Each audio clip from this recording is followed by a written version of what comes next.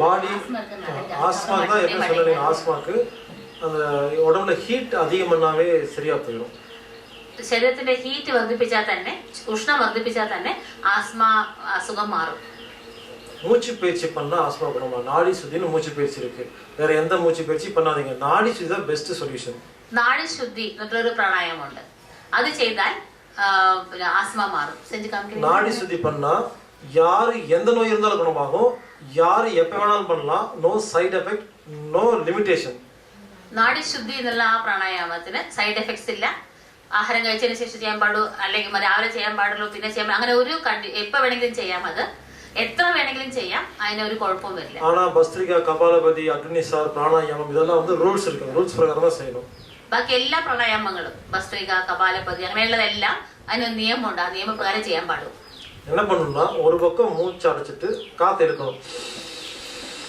ഒരു മൂക്ക് ക്ലോസ് ചെയ്തിട്ട് വായു ഉള്ളിലേക്ക് പരമാവധി എടുക്കണം மூக்கு வழியா മൂക്കിൽ കൂടെ இழுத்து முடிச்ச உடனே அந்த நாசி அடைச்சிட்டு ஆப்போசிட்ல வெளியே விடணும் എടുത്തു കഴിഞ്ഞ ഉടനെ ആ മൂക്ക് മറ്റേ മൂക്ക് ക്ലോസ് ചെയ്തിട്ട് ഈ മൂക്കിൽ കൂടെ പതുക്കെ എല്ലാം പുറത്തേക്ക് കാത്ത് വെളിയിൽ പോകണം അതേ മൂക്ക് കാത്തിൽ എടുക്കണം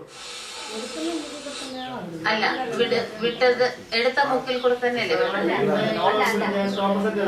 അതെ പിന്നെ ഓപ്പോസിറ്റ് ചെയ്ത് ഒരു മൂക്കിൽ കൂടെ എടുത്തിട്ട് മറ്റേ മൂക്ക് ക്ലോസ് ചെയ്തിട്ട് இழுக்கிறோம் ஆப்போசிட் பட்டி இந்த அதே மூக்கு கூட தானே விட்டது இல்ல நான் ஒரு நிமிஷம் வெட்டிங்க சொல்லி முடிச்சிருவேன் ஒரு பக்கம் இழுக்கிறோம் பாருங்க இங்க இழுக்கிறோம் இன்ஹேல் க்ளோஸ் எக்ஸேல் எக்ஸேல் ஆன உடனே 1 மினிட் அதே மூக்குல inhale close exhale inhale close exhale அதாவது இழுத்த இடத்துல அடைக்கணும்னு ஞாபகம் போதும் നമ്മൾ എടുത്ത അതേ മൂക്കിനെ ക്ലോസ് ചെയ്യണം ഏത് മൂക്കിൽ കൂടെയാണ് ഇൻഹേൽ ചെയ്തത് ആ മൂക്ക് ക്ലോസ് ചെയ്യണം இதை எவ்வளவு மெதுவா செய்றீங்களோ அவ்வளவு சீக்கிரம் எல்லா நோய் குணமாகும் എത്ര സ്ലോലി ഇത് ചെയ്യുന്നു എത്ര സാവകാശം ഇത് ചെയ്യുന്നു അത്ര പെട്ടെന്ന് ക്യൂർ ആകും എവിടെ നേരം ഉള്ള വായു പിടിച്ചു വെക്കണം പിടിച്ചെല്ലാം ആയിക്കൂടാതെ വെളിയെ വന്നിരുന്നു എത്ര മുഴുവനും പരമാവധി എടുത്തതിന് ശേഷം ഉടനെ പുറത്തേക്ക് എക്സൈൽ ചെയ്യാം ഉടനെ പുറത്തേക്ക് എക്സൈൽ ചെയ്യും ഉടനെ പതുക്കെ വിടുന്നത് എടുക്കുന്നത് സാവകാശം ഹോൾഡ് ചെയ്യണ്ട நம்ம உடம்புல இருக்கிற டாக்டர் தும்முறாரு നമ്മുടെ ശരീരത്തിലൊരു ഡോക്ടർ ഉണ്ട് ആ ഡോക്ടർ തുമ്മാണ് ഇപ്പൊ ആവശ്യമില്ലാത്തത് അകത്ത് പോയി അതുകൊണ്ട് പുറത്തേക്ക് കളയാ എല്ലാരും തുമ്മില്ലല്ലോ എല്ലാരും ഡോക്ടേഴ്സ്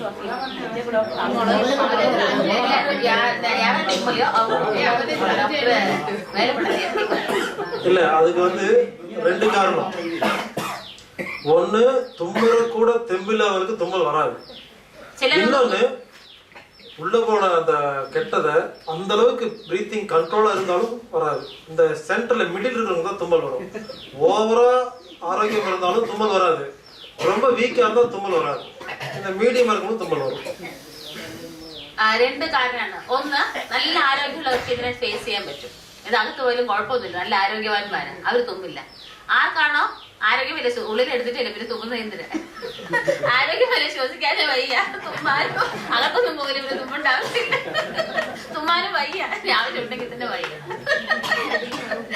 അടുത്ത ക്വസ്റ്റ്യൻ എനിക്ക് മുട്ട അലർജിയാണ് ഓർമ്മ വെച്ച ആൾ മുതൽ മുട്ട കഴിച്ചാൽ ഛർദിക്കും അലർജിയാണോ മുട്ട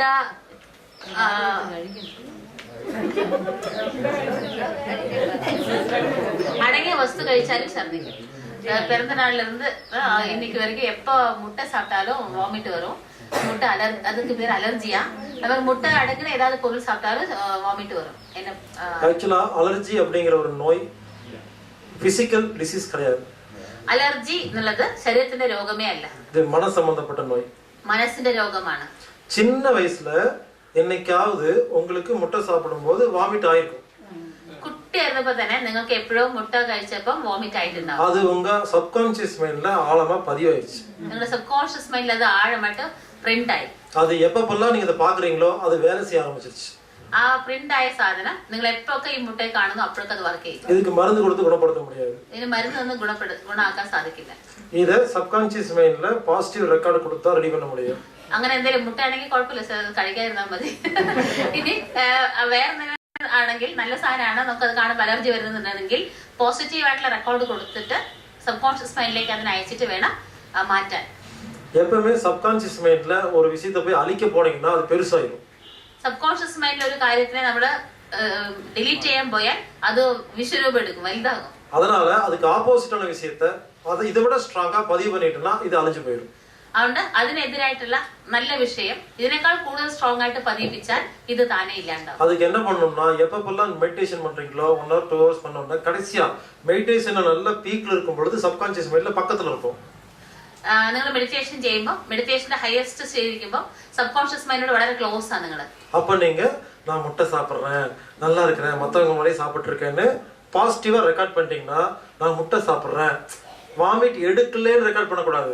நான் முட்டை சாப்பிட்டேன், ஆரோக்கியமா இருக்கிறேன், நல்லா ஜீரணமாகுது, நான் எப்ப வேணாலும் முட்டை சாப்பிடுறேன், எனக்கு வந்து நல்லா இருக்கு அப்படின்னு பாசிட்டிவா மட்டும் ரெஜிஸ்டர் பண்ணிட்டே இருந்தீங்கன்னா ஒரு நாள் அதை சப்கான்ஷியஸ் ரெக்கார்ட் ஆயிடுச்சுன்னா அதுக்கப்புறம் சாப்பிடும்போது அலர்ஜி இருக்காது.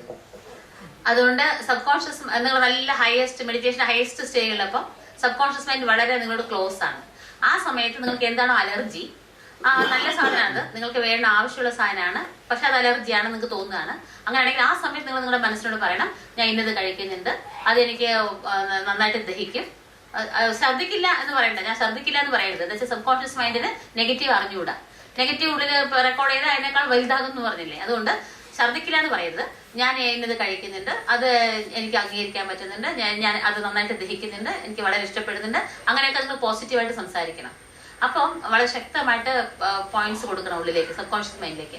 അപ്പം ഇത് മാറും. പ്രഷർ 1 month ப்ரெஷர் இருக்கு, அதுக்கு 1 month மருந்து சாப்பிட்டுட்டு இருக்கேன். எனக்கு மருந்து நிறுத்தி ப்ரெஷர் எങ്ങനെ குறைக்கும்? இனி இந்த மருந்து நிறுத்தி ப்ரெஷர் எப்படி குறைக்கலாம்? 1 month தான் ஆச்சுன்னா இப்பவே நிறுத்துங்க, ஒண்ணுமே ஆகாது. 1 മാസം ആയിട്ടുണ്ടെങ്കിൽ ഇപ്പൊ തന്നെ നിർത്താം, ഒന്നും സംഭവിക്കില്ല. நம்ம டெக்னிக் ஃபாலோ பண்ணுங்க, இனி வாழ்க்கையில வரவே வராது. നമ്മൾ ഇവിടെ പറഞ്ഞ ടെക്നിക്ക് നിങ്ങൾ പ്രാവർത്തികമാക്കിയാൽ ജീവിതത്തിൽ ഒരിക്കലും പ്രഷർ വരില്ല. ஒருவேளை அப்படி ஏதாவது ஹை பிபி லோ பிபி ஏதாவது வந்துச்சுன்னா இந்த ஒரு முத்திரையை கையில போட்டீங்கன்னா அடுத்த செகண்ட் குணமாயிடும். ഹൈ ബിപി ആയിക്കോട്ടെ ലോ ബിപി ആയിക്കോട്ടെ, ഈ മുദ്ര പിടിച്ചാൽ ഒരു സെക്കൻഡിൽ കുറയും. இந்த பாபா முத்திரைன்னு இருக்கீங்களா, ரஜினி படத்துல வருமே பாபா அப்படின்னு, இந்த மாதிரி முத்திரை மான் முத்திரை, இதை போட்டுட்டு இந்த இங்க ஆள்காட்டி விரல்ல இன்டெக்ஸ் ஃபிங்கர் வந்து உள்ள வச்சுக்கணும், இவ்வளவுதான். பாருங்க, இந்த உள்ள வைக்கிறீங்க, മാനിന്റെ മുദ്ര. എന്നിട്ട് ഈ ചൂണ്ടുവിരലല്ലേ അത് ഉള്ളിലേക്ക് മടക്കി വെക്കണം. അതാണ് ഈ pressure. High B P low ആകും, ലോ ബി പി இதுக்கு பேர் அபான வாயுன்னு பேர். ஒருவேளை தெரியல இன்டர்நெட்ல போய் அபான வாயு முத்ரான்னு போட்டீங்கன்னா வரும். இந்த Mudra left or right? Any எந்த வகையிலும் பிடிக்கலாம். 2 ஹேண்ட் பிடிக்கலாமா? ரெண்டுமே பிடிக்கலாம், 2 கையிலும் ஆவாம். எப்ப யாருக்கு எப்ப BP high BP low BP problem வருதோ இமிடியேட்டா பிடிங்க, 10 நிமிஷம் ரெடி ஆயிடும், அதுக்கப்புறம் நார்மல் ஆயிடுவீங்க. 10 മിനിറ്റ് ഇങ്ങനെ പിടിച്ചാൽ മതി, നോർമൽ ആയിക്കോളും ബി പി. അപാന വായു മുദ്ര. അപ്പൊ അത് ഇടയ്ക്കിടയ്ക്ക് പിടിച്ചത് മാറിക്കൊള്ളില്ലേ? അതിന്റെ പറഞ്ഞ മാറുമ്പോൾ വേറെ ഒന്നും ചെയ്യണ്ട, 2 കൈയിലും പിടിച്ചോണ്ടിരിക്കുക. പൈൽസ് ബ്ലീഡിങ് அதுக்கு என்ன ட்ரீட்மென்ட் கேக்குறாங்க? சொல்லியாச்சு ஆல்ரெடி பைல்ஸ் பத்தி. പൈൽസിന്റെയും ബ്ലീഡിങ് അതിനെ കുറിച്ച് പറഞ്ഞു, അത് ചെയ്താൽ മതി. Eczema treatment 8 years old. 8 வயசு ஓல்டு குழந்தை, அந்த சொரியாசிஸ் எக்ஸிமா எல்லாம் ஒண்ணுதான், எல்லாம் ஒரே கான்செப்ட். அந்த சின்ன வெங்காயம் அதை ஃபாலோ பண்ணா சரியா போயிடும். നേരത്തെ പറഞ്ഞില്ല, തുളസി, പിന്നെ കർപ്പൂര വെള്ളിയില, അതായത് പരിക്കൂർക്കട ഇല, പിന്നെ ഉള്ളി, അതിന്റെ കാര്യമൊക്കെ പറഞ്ഞല്ലോ, ചെറിയ ഉള്ളി, അതൊക്കെ. എക്സിമ, സ്കിൻ ഡിസീസസ് എല്ലാം അതിൽ വരും. സോറിയാസിസ്, அந்த ഇലയുടെ തുളസി ഉള്ള സാപ്പിടണം, കഴിച്ചാൽ മതി. അടുത്ത് മസിൽ സെറാം, മസിൽ സ്ക്രാമ്പ് ആണോ? സ്ക്രാമ്പ്. 6 year old girl, 6 വയസ്സ് കുഴந்தைக்கு மசில் ஸ்கிராம்ப். வேப்பங்குச்சியில நைட்டும் காலையிலயும் பல்லு விளக்க சொல்லணும். വേപ്പിന്റെ ഇതിലെ കോലില്ല, അതുകൊണ്ട് വേപ്പ് മരത്തിന്റെ കോലൊടിച്ചിട്ട് രാവിലെയും വൈകുന്നേരം അതുകൊണ്ട് പല്ല് തേക്കാം. அந்த இடத்துல கல்லுப்ப வெள்ளை துணியில கட்டி நல்ல எண்ணெயில லேசா தொட்டு தோசைக்கல்ல வச்சு அந்த இடத்துல ஒத்தரை கொடுக்கணும். എവിടെയാണ് സ്കിൻ സ്ക്രാമ്പ് ഉള്ളത്, കല്ലുപ്പ് ഒരു നല്ല കോട്ടൺ തുണിയിൽ കെട്ടിയിട്ട് നല്ലെണ്ണയിൽ മുക്കിയിട്ട് ദോശക്കല്ലിൽ വെച്ച് ഒന്ന് ചൂടാക്കിയിട്ട് ചെറു ചൂടോടെ പാകത്തിന് താങ്ങാൻ പറ്റുന്ന ചൂടോടുകൂടി അവിടെ ഇത് കൊടുക്കുക. சோயாபீனை ப்ராப்பரா கெமிக்கல் இல்லாத சோயாபீன் வாங்கி சாப்பிடணும். கெமிக்கல்ஸ் இல்லாத சோயாபீன், சோயாபீன் தானே பயிர் மாதிரி இருக்குதானே, பயிர் இல்லைன்னா பால், சோயா பால் சாப்பிடலாமா, സോയാ മിൽക്ക്, സോയാ മിൽക്ക് അല്ലെങ്കിൽ സോയയുടെ പയറുണ്ടാവില്ല, അത് കിട്ടും സോയാബീൻ. ആ പയറ് കെമിക്കൽസ് ഇല്ലാത്ത ആ പയർ വാങ്ങി കഴിക്കണം. சிலதெல்லாம் அந்த சோயாபீனை கட்டம் கட்டமா கட்டி தவுங்கிற பேர்ல வேற மாதிரிலாம் கொடுப்பாங்க, அதெல்லாம் சாப்பிடக்கூடாது. ஒரிஜினல் சோயா மட்டும் சாப்பிட்டா அதுக்கு சரியான மருந்து. ഒറിജിനൽ സോയാബീൻ നല്ല ഔഷധമാണ്, അത് കഴിക്കണം. സോയാ ചങ്ക് നല്ലതാണ്. സോയാ ചങ്ക്സ് இல்ல நான் சொல்றது அந்த எல்லாமே இருக்கணும், அதுல எது ஒரிஜினல் சொல்றாங்க. ஏதாவது எடுத்துட்டோம்னா அதுல பவர் இருக்காது. സോയ ചങ്ക്സ് എണ്ണയൊക്കെ എടുത്തു കഴിഞ്ഞു പിന്നെ അതിൽ കെമിക്കൽസ് ഒക്കെ മിക്സ് ചെയ്തിട്ടല്ലേ പ്രോസസ് ചെയ്തിട്ടല്ലേ വരുന്നത്, അതുകൊണ്ട് അത് വേണ്ടെന്ന് പറയുന്നത്. Next constipation with blood. பிளட்ல எப்ப மலத்துல எப்ப பிளட் போகுதோ அது காரணம் என்னன்னா உடம்பு ஓவரா சூடாச்சுன்னு அர்த்தம். മലത്തില് ബ്ലഡ് വരുന്നുണ്ടെങ്കിൽ ദേഹം നന്നായിട്ട് ചൂടായിട്ടുണ്ടെന്ന് അർത്ഥം. எங்காவது உள்ள உடம்புல இருக்கிற பிளட் வெசல்ஸ்ல சூட்டுக்கு தாங்க முடியாம அதுல இருந்து பிளட் லீக் ஆயிட்டு இருக்கு. ഉള്ളിലുള്ള ബ്ലഡ് വെസൽസിൽ എവിടെയോ ചൂട് താങ്ങാണ്ട് അത് പൊട്ടിയിട്ടുണ്ട്. ஆனா அத பிளட் வெளியே போயிருச்சுன்னா தப்பிச்சிட்டீங்க. ആ ബ്ലഡ് പുറത്തേക്ക് പോയാൽ രക്ഷപ്പെട്ടു. வெளியே போறத உள்ள நிறுத்தக்கூடாது. അതുകൊണ്ട് വെളിയെ പോണേനെ ഉള്ളിനെ പിടിച്ചു കെട്ടി നിർത്താൻ പാടില്ല, வரக்கூடாது. அந்த அளவுக்கு நம்ம நடந்துக்கணும். പക്ഷെ അത് ബ്ലഡ് വരാത്ത രീതിയിൽ നമ്മുടെ ആഹാര രീതി ഉണ്ടാവണം. அவங்களுக்கு காலையில எந்திரிச்ச உடனே காரி துப்புனா வாயில கூட ரத்தம் வரும். ചില ആൾക്കാർക്ക് രാവിലെ ഉണർന്ന ഉടനെ ഒന്ന് കാറ് തുപ്പിയാൽ വായിന്നും ബ്ലഡ് വരും. എണ്ണ തേച്ച് കുളിച്ച് ഇളനീ സാപ്പിട്ടാ ശരിയാ പോയിடும். അതിനെ നന്നായിട്ട് എണ്ണ തേച്ച് കുളിക്കണം, ആഴ്ചയിൽ 1-2 ദിവസം കുളിക്കണം, നേരത്തെ പറഞ്ഞില്ലേ. പിന്നെ കരിക്ക് നേരത്തെ പറഞ്ഞല്ലോ, നന്നായിട്ട് രുചിച്ച് ആസ്വദിച്ച് സലൈവ മിക്സ് ചെയ്ത് പതുക്കെ കഴിക്കണം എന്ന് പറഞ്ഞു. ടേസ്റ്റ് ചെയ്ത് தேங்காய் எண்ணெய் பயன்படுத்தக்கூடாது, நல்லெண்ணெய் பயன்படுத்தணும். വെളിച്ചെണ്ണ ഉപയോഗിക്കുന്നതിന് പകരം നല്ലെണ്ണ ഉപയോഗിക്കണം. വെളിച്ചെണ്ണ ഉപയോഗിക്കുന്നത് നല്ലെണ്ണ ഉപയോഗിക്കണം. எப்பவுமே தலையில உச்சந்தலையில லேசா அந்த நல்லெண்ணெய் இருந்தாவே இந்த இது சால்வ் ஆயிடும். തലയിൽ എപ്പോഴും ഉച്ചയില് ലേശം നല്ലെണ്ണ എപ്പോഴും ഉണ്ടാവണം, അപ്പം ദേഹം തണുക്കും.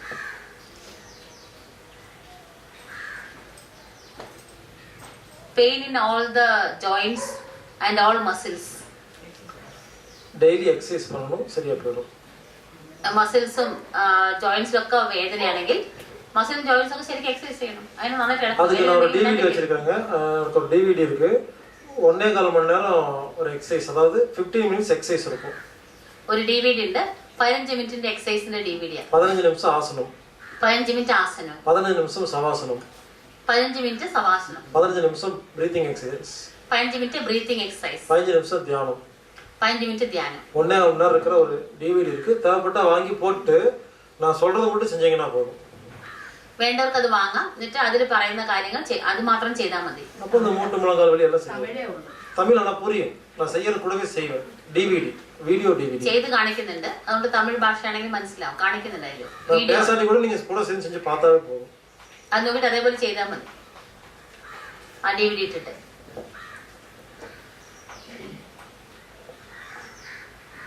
Lung disease 50904 chronic cough.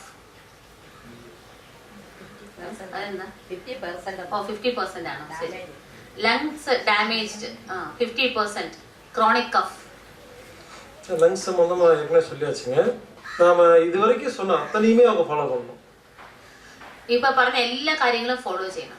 அது கூட இந்த ரசம் பாருங்க, நான் எதுக்கு மறுபடியும் அங்கேயே வரேன்னா அதனாலதான் நான் லிஸ்ட் சொல்லிடுறேன், முதல்லயே சொல்லிடுறேன். இந்த வீசிங், ஆஸ்மா, நெஞ்சு சளி, லங் சம்பந்தப்பட்ட எல்லா டிசீஸும், constipation, psoriasis, skin disease, eczema எல்லாமே ஒண்ணுதான். அதை புரிஞ்சுக்கிட்டா போதும். இதுக்கு இந்த முதல்ல சொன்ன பார்த்தீங்களா, அந்த டெக்னிக் ஃபாலோ பண்ணவே போதும், சரியா போயிடும். ഇതെല്ലാം ഒരേ കാറ്റഗറിയിലുള്ളതാണ്. അപ്പൊ നേരത്തെ പറഞ്ഞ ഈ പോയിന്റ്സ് ഒക്കെ ഫോളോ ചെയ്താൽ മതി. പിന്നെ വെരിക്കോസ് വെയിൻ அதிகமா காலை தொங்க போட்டு உட்கார்ந்தா அது வரும்.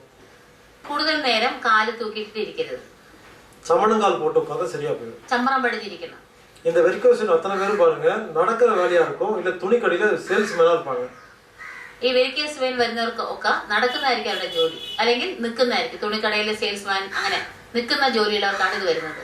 நம்ம உடம்புல இருதயம் வந்து பம்ப் பண்ணுது. നമ്മുടെ ദേഹത്തിൽ ഹൃദയം രക്തം പമ്പ് ചെയ്യുന്നു.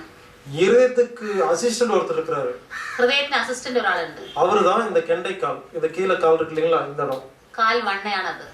இது ஆக்சுவலா ஒரு இருதயம் தான். இது வந்து ரத்தத்தை வந்து பம்ப் பண்ணும். ഇതും ഹൃദയം പോലെയാണ്, രക്തത്തെ പമ്പ് ചെയ്യും. அப்போ அதிக நேரமா ரத்தம் கீழே போயிடுச்சுன்னா இந்த கெண்டைக்கால் வந்து பம்ப் பண்ணி கஷ்டப்பட்டு தான் அந்த நரம்பெல்லாம் சுருண்டுரும். അപ്പൊ കൂടുതൽ നേരം നമ്മൾ നിൽക്കുക നടക്കുകയൊക്കെ ചെയ്യുമ്പോൾ ഈ കാൽ വണ്ണ പമ്പ് ചെയ്ത് ക്ഷീണിച്ച് പിന്നെ ആ ഞരമ്പുകളൊക്കെ ചുരുങ്ങാൻ തുടങ്ങും. இப்ப இருந்து சமணங்கால் போட்டு உட்கார ஆரம்பிச்சிட்டீங்கன்னா கண்டிப்பா சீக்கிரமா குணமாயிடும். ചമ്രം പടിഞ്ഞിരിക്കുന്നത് ശീലമാക്കിയാൽ ഈ അസുഖം മാറും. நாம எல்லா இடத்துலயுமே காலை தொங்க போட்டே உட்கார்ந்துருக்கோம். എപ്പോ എവിടെ പോയാലും നമ്മൾ കാല് തൂക്കിയിട്ട് ഇരുന്നിട്ടാണ് ശീലം. காரு, பஸ், சினிமா தியேட்டர் எங்கேயாவது காலை சமணங்கால் போட்டு உட்கார்ந்துருக்கோமா? കാറ്, ബസ്, സിനിമാ തിയേറ്റർ എവിടെയാണെങ്കിലും കാല് താഴെ തൂക്കിയിട്ടല്ലേ ഇരിക്കുന്നത്. ചമ്രം പടിഞ്ഞിരിക്കാറുണ്ടോ? முதல்ல கக்கூஸ்ல போய் உட்கார்ந்துருந்து இப்ப அதையும் யூரோப்பியன் டாய்லெட்டா மாத்தி விட்டோம். പണ്ട് കക്കൂസിലെങ്കിലും ഒന്ന് ഇരിക്കുമായിരുന്നു കാല് മടക്കിയിട്ട്. ഇപ്പം യൂറോപ്യൻ ടോയ്ലറ്റ് ആയി, അവിടെയും കാല് തൂക്കിയിട്ടായിരിക്കുന്നത്. அது என்ன ஸ்டைல் வேண்டியது இருக்கு? അതിലെന്താ സ്റ്റൈൽ എന്ന് அதையாவது மாத்தி வைங்க, ஒரு நாள் உட்கார்ந்தீங்கன்னா எல்லாம் சரியா போயிடும். അത് കുറച്ച് പതുക്കെ അതില് യൂറോപ്യൻ ക്ലോസറ്റ് മാറ്റിയിട്ടേ മറ്റേത് ഉപയോഗിക്കാൻ കുറച്ച് ദിവസം കഴിയുമ്പോൾ ശരിയാണ്. ഊണ് കഴിക്കാൻ ചമ്രം പടിഞ്ഞിരുന്നിരിക്കാലോ. മൂല്യങ്ങൾ മൂല്യങ്ങൾ ബ്ലഡിൽ കുറവാണ്. മൂലകങ്ങളാണ്. ബ്ലഡിലെ എല്ലാ സോഡിയം അതെല്ലാം അത് കുറവാ இருக்கு. எப்படின்னு அது குறைவா இருக்கு இல்லாட்டி கெட்டு போயிருக்கு எப்படி தெரிஞ்சுக்கலாம்? நான் என்னன்னா அதை கெட்டு போயிருக்கா குறைச்சிருக்கான்னு கண்டுபிடிச்சு கடைசியா நான் என்ன சொல்ல போறேன், இந்த டெக்னிக் ஃபாலோ பண்ணுங்கன்னு சொல்ல போறேன். இதை ஃபாலோ பண்ணா சரியா போறேன். எதுக்கு தெரிஞ்சுக்கணும்? അത് ചീത്തയാണോ നല്ല കൊളസ്ട്രോൾ ആണോ ചീത്ത കൊളസ്ട്രോൾ ആണോ, സോഡിയം നല്ലതാണോ ചീത്തയാണോ, കാൽസ്യം നല്ലതാണോ ചീത്തയാണോ അറിഞ്ഞിട്ട് ഇപ്പൊ എന്ത് ചെയ്യാനാ? ഈ പറഞ്ഞൊക്കെ ഫോളോ ചെയ്താൽ ചീത്തയാണെങ്കിൽ നന്നായിക്കോളും. അവിടെ അറിയേണ്ട ആവശ്യമൊന്നുമില്ലല്ലോ. വണ്ണം കുറയുവാൻ ട്രീറ്റ്മെന്റ് குண்டா இருக்கிறவங்க மெலியறதுக்கு என்ன ட்ரீட்மெண்ட்? அந்த சாப்பாட்டு பல்லுக்கு வேலை கொடுக்கணும். எவ்வளவு நேரம் பல்லுக்கு வேலை കൊടുത്ത് കൂൾമാർ വെച്ച് മുഴുങ്ങണമോ അவ்வளவு സീക്കിരം വെയിറ്റ് കമ്മിയാവും. എത്രത്തോളം നിങ്ങൾ പല്ലിന് ജോലി കൊടുത്തിട്ട് ആഹാരം ചവച്ചരച്ച് കുറുക്ക് പോലെ ആക്കിയിട്ട് കഴിക്കുന്നോ അത്രത്തോളം വെയിറ്റ് കുറയും. അടുത്ത് മാർക്കോലസ് மஸ்குலர் பெயின் சதையெல்லாம் வலிக்குது. இப்போ நம்ம அந்த எக்ஸசைஸ் பண்ணிங்கன்னா சரி. இப்போ அதுக்கு டிசைன் பண்ணி வச்சிருக்கிறேன். அந்த 1.25 மணி நேரம் எக்ஸசைஸ் பண்ணிட்டாங்கன்னாவே யாருக்கு எப்பேற்பட்ட நோய் இருந்தாலும் ஆட்டோமேட்டிக் குணமாகும். நான் வந்து முதல்ல ஒரு 3 இயர்ஸாக கோயம்புத்தூரில் நான் ஒரு யோகா டீச்சர் ஓனாக ஒரு யோகா டிசைன் பண்ணி நான் ஒரு யோகா டீச்சர்னு சொல்லி ரொம்ப நாள் சுற்றிட்டு இருந்தேன். அதுக்கப்புறம் அக்குபஞ்சர் டாக்டராக கொஞ்ச நாள் சுற்றிட்டு இருந்தேன். இப்போ நான் பேசிட்டு இருக்கிறேன். அடுத்து என்ன பண்ண போறேன்னு தெரியல. இப்படி ஒவ்வொரு ஃபீல்டில் ஒன்றும் பண்ணிட்டு இருக்கேன். அப்போ நான் யோகாவை பற்றி முழுசாக ஆராய்ச்சி பண்ணி எல்லா நோய்களுக்கும் ஒரே யோகான்னு கண்டுபிடிச்சு 1.25 மணி நேரம் வச்சிருக்கேங்க. இந்த 1.25 மணி நேரம் யார் செய்றீங்களோ யாருக்கு எந்த டிசீஸ் இருந்தாலும் குணமாகும். இது டிசீஸ் ஓரியன்டட் யோகா. ആദ്യം യോഗ ട്രെയിനർ ആയിരുന്നു, പിന്നെ അക്യുപഞ്ചർ പഠിച്ചിട്ട് അത് ചെയ്യുന്നുണ്ടായിരുന്നു. ഇപ്പൊ ഞാൻ അത് സംസാരിച്ചുകൊണ്ടിരിക്കുക. നാളെ എന്താ ചെയ്യാൻ പോണ എനിക്ക് അറിഞ്ഞൂടാണ്. അതുകൊണ്ട് അതായത് പ്രോഗ്രസ് എന്നൊക്കെ പഠിച്ച് മുന്നോട്ട് പോയിക്കൊണ്ടിരിക്കുകയാണ്. അങ്ങനെ യോഗ നന്നായിട്ട് ട്രെയിനർ ആയതുകൊണ്ട് ഒരുപാട് പരിശീലിച്ച് അതിന്റെ ഏത് രോഗത്തിനും ആർക്കും ചെയ്യാൻ പറ്റുന്ന അതാണ് 1.25 മണിക്കൂറിന്റെ യോഗ. ഞാൻ കുറെ കാലത്തെ ശീലത്തിൽ കൂടെ ഒത്തിരി പേരെ പഠിപ്പിച്ചതിൽ കൂടെ ഞാൻ കണ്ടുപിടിച്ച ഒരു ടെക്നിക്കാണ് ആ DVD-യിലുള്ളത്. അത് ചെയ്താല് എങ്ങനത്തെ രോഗമാണെങ്കിലും മാറും, എല്ലാവർക്കും ചെയ്യാനും പറ്റും. സ്പോണ്ടിലോസിസ് എപ്പടി ഗുണപ്പെടും? சேம் யோகா பண்ணா சரியா போகும். ஸ்பாண்டிலோசிஸ்ல யோகா கழுத்து யோகா எல்லாம் இருக்கு. எல்லாம் எவ்ரி ஜாயிண்ட் மொத்தம் 10 ஜாயிண்ட்ஸுக்கும் 10 எக்ஸசைஸ் இருக்கு தனித்தனியா. எந்தெந்த ஜாயிண்ட் கழுத்துனா தனி எக்ஸசைஸ், மூட்டுக்கு தனி, இடுப்புக்கு தனி, ஒவ்வொன்றுக்கும் தனி எக்ஸசைஸ் இருக்கு. அதை பண்ணா சரியா போயிடும். ദേഹത്തിന്റെ ഓരോ ജോയിന്റ്സിനും തനിത്തനി എക്സസൈസ് ഉണ്ട്. അതുകൊണ്ട് അത് ചെയ്യുമ്പോൾ കഴുത്തിന് വേണ്ട എക്സസൈസ് ചെയ്യുമ്പോൾ സ്പോണ്ടിലോസിസ് കുറയും. അപ്പൊ அவங்க அது ஜாஸ்தி பண்ணணுமா? ஆமா, அந்த எந்த இடத்துல அவங்களுக்கு டிசீஸ் இருக்கோ அந்த பயிற்சியை மட்டும் ஒரு 30 டைம்ஸ் பண்ணிக்கணும். மற்றதெல்லாம் 5 டைம்ஸ் 10 டைம்ஸ் பண்ணால் போதும். ഏത് ഡിസീസ് ആണോ അവിടെ ആ ഭാഗത്തിനുള്ള എക്സസൈസ് 30 പ്രാവശ്യം ചെയ്യും ഒരു ദിവസം. ബാക്കിയെല്ലാം കറക്കാൻ പാടില്ല എന്ന് പറയും. സ്പോണ്ടിലോസിസിന്റെ എക്സസൈസ് ഇങ്ങനെ കറക്കരുതെന്ന് പറയും. ഇങ്ങനെ മാത്രമേ ஸ்பாண்டிலோசிஸ் இருக்கிறவங்க கழுத்தை இப்படி சுத்தக்கூடாது, இப்படி சைடுல இப்படிதான் பண்ணணும் அப்படிங்கிறாங்க. ரைட்டான்னு கேட்குறாங்க. அப்படி சுத்தாத வரைக்கும் அது குணமே ஆகாது. கறக்கணும் தான் பாருங்க. எப்படி வேணாலும் பண்ணலாம். அதாவது உங்க நோய் குணமாகறதுக்கு அது செஞ்சாதானே குணமாகும். செய்யக்கூடாதுன்னு சொன்னா அது எப்படி குணமாகும்? முதல்ல என்ன பண்ணணும்னா, அப்போ வலிக்கு தான் இல்லைன்னு சொல்ல. பட் சப்போஸ் வந்து ஒருத்தருக்கு வந்து ஸ்பாண்டிலைட்டிஸ் இருக்கு, அவர் இப்படி திருப்புறாரு, திருப்பும்போது வலிக்குது, என்ன பண்ணணும்? எங்க வலிக்குதோ அங்கேயே ஸ்டாப் பண்ணி கண்ணை மூடி அந்த இடத்த நினைச்சு பார்த்தா சரியா போயிடும். എവിടെയാണോ നിങ്ങൾ ഇങ്ങനെ കറക്കുമ്പോൾ എവിടെയാണോ നല്ല വേദന ഫീൽ ചെയ്യുന്നത് അവിടെ സ്റ്റോപ്പ് ചെയ്യാം. ആ വേദന ഇല്ലാതെ കുറച്ച് നേരം ഇങ്ങനെ സ്റ്റോപ്പ് ചെയ്യാം. എന്നിട്ട് മനസ്സുകൊണ്ട് കണ്ണടച്ചിട്ട് അകക്കണ്ണുണ്ട് ആ ഭാഗത്തെ കാണുക. இப்போ இன்னைக்கு வந்து ஒரு இன்ச்சு தள்ளினீங்கன்னா அங்க கவனிச்சீங்கன்னா அடுத்த நாள் இன்னொரு இன்ச்சு போகலாம். இப்படி ஒரு 1 வீக்ல நீங்க அதை ஃபுல்லா க்ளோஸ் பண்ணிடுவீங்க. എവിടെയാണോ നിങ്ങൾക്ക് കറക്കുമ്പോൾ പെയിൻ വരുന്നത് അവിടെ 1 മിനിറ്റ് സ്റ്റോപ്പ് ചെയ്തിട്ട് കുറച്ച് നേരം അതിനെ വിഷ്വലൈസ് ചെയ്തിട്ട് ഹീൽ ചെയ്യാം. അങ്ങനെ അടുത്ത ദിവസം ചെയ്യുമ്പോൾ കുറച്ച് കൂടുതൽ ദൂരം വരും. അങ്ങനെ ഫുൾ റൗണ്ട് നിങ്ങൾക്ക് കറക്കാൻ പറ്റും കുറച്ച് ദിവസം കഴിയുമ്പോഴേക്കും. அடுத்த கேள்வி, ஜாயின்ட்ஸ் உடம்பு முழு உடம்பும் தண்ணி கட்டி இருக்கு, நீர்க்கோத்து இருக்கு, வலி இருக்கு, லங்ஸ் சுருக்கிட்டே இருக்கு, என்ன சொல்லுவோம் இருமல் இருக்கு, அப்புறம் கஃபம் இருக்கு, என்ன செய்யணும்? உப்பு ரொம்ப கம்மியா சாப்பிடுவீங்களா? ഉപ്പ് വളരെ കുറവായിട്ടാണോ കഴിക്കുന്നത്? ഈ ചോദ്യം ചെയ്തവര് ജോയിന്റ്സിനും ദേഹത്തിനും മൊത്തം നീർക്കെട്ടും വേദനയാണെന്നുള്ളവര് ഉപ്പ് വളരെ കുറച്ചാണോ കഴിക്കുന്നത്? ஆமா. உப்பு மட்டும் சரி பண்ணுங்க, சரியா போயிடும். உப்பு பாகத்துல കഴിക്കാൻ. பொடி உப்பு சேர்த்தி கூடாது. பொடி உப்பு കഴിക്കരുത്. கல்லுப்பை வறுத்து இப்ப இருந்து உங்க நாக்கு எவ்வளவு உப்பு கேக்குதோ அதை போடுங்க. இன்னைக்கு சாப்பிட்டா நாளைக்கான அந்த கட்டியெல்லாம் காணாம போயிடும். നിങ്ങളുടെ നാക്കിന് എത്ര ഉപ്പ് വേണോ, രുചി എത്ര വേണോ അത്ര ഉപ്പ്, കല്ലുപ്പ് ഒന്ന് വറുത്തിട്ട് പൊടിച്ചിട്ട് അന്നേക്ക് വേണ്ട ഉപ്പ് എടുത്തിട്ട് അന്നൊന്ന് വറുത്തിട്ട് പൊടിച്ചിട്ട് ആ ഉപ്പ് ഇട്ടിട്ട് വേണം കഴിക്കാൻ. പൊടി ഉപ്പ് ഉപയോഗിക്കരുത്. பிபி இருக்குன்னு உங்களுக்கு உப்பு சாப்பிடாம சொல்லியிருப்பாங்க. நாங்க ஒண்ணுமே கேட்கல, உப்பு சாப்பிட்டு பாருங்க சரியாகும், அவ்வளவுதான். ബിപിക്ക് ഒന്നും പ്രശ്നമൊന്നും വരില്ല. ഉപ്പ് വേണ്ട, നിങ്ങളുടെ നാക്കിന് രുചി എത്ര ആവശ്യമുണ്ടോ അത്ര കഴിക്കും, മാറും.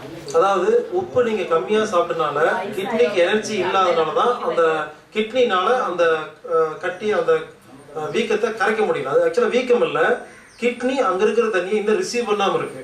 அப்போ உப்பு சாப்பிட்டா கிட்னி வேலை செய்யும், அந்த தண்ணியை ரிசீவ் பண்ணிடும். ഉപ്പ് കഴിക്കുമ്പോൾ കിഡ്നി ശരിക്കും പ്രവർത്തിക്കാൻ തുടങ്ങും. അപ്പോൾ ദേഹത്തിലുള്ള അവിടെയുള്ള വെള്ളത്തിനെ കിഡ്നിക്ക് എടുക്കാൻ പറ്റുന്നില്ല, എടുത്ത് ഫിൽറ്റർ ചെയ്യാൻ പറ്റുന്നില്ല. അപ്പൊ ഉപ്പ് കഴിക്കുമ്പോൾ കിഡ്നിക്ക് അത് ആക്ടിവേറ്റ് ആകും, ആ വെള്ളത്തിനെ എടുക്കാൻ പറ്റും. இருக்கும்போதுதான் பண்ணணும், அப்பதான் சரியா போகும். സിസ്റ്റർ ഈ കൂടെ ഒരു കാര്യം ചോദിക്കോ, ഈ വയസ്സായവർക്ക് കാലിന്റെ മുട്ടിന് കണ്ണവേദനയൊക്കെ ഉണ്ടാകുന്നില്ലേ ഈ നീർക്കെട്ടായിട്ട്, അതിന് ഉപ്പ് മാത്രം കഴിച്ചാൽ മതി?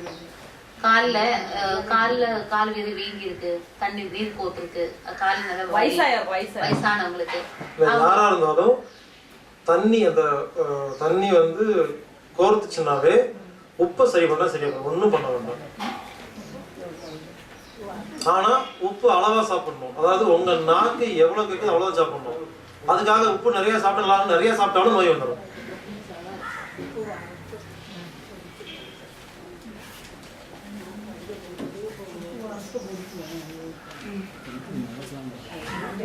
kidney stone problem.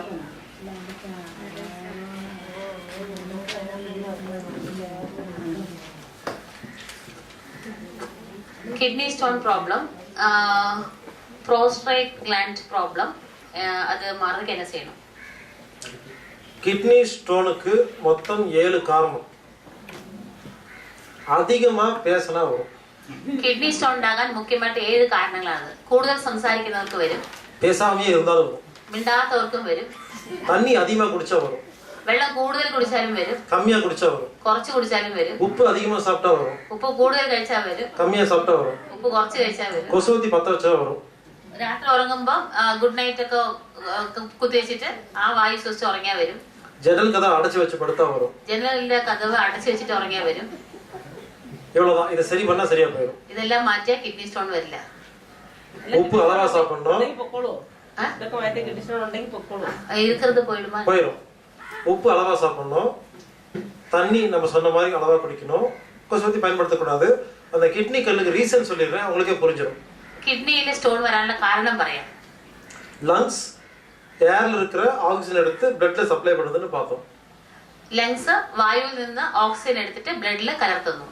கிட்னி தண்ணியில் இருக்கிற எனர்ஜிஸ் எல்லாம் பிளட்ல கலக்குது. കിഡ്നി വെള്ളത്തിലുള്ള എനർജിയെ ബ്ലഡിൽ കലർത്തുന്നു.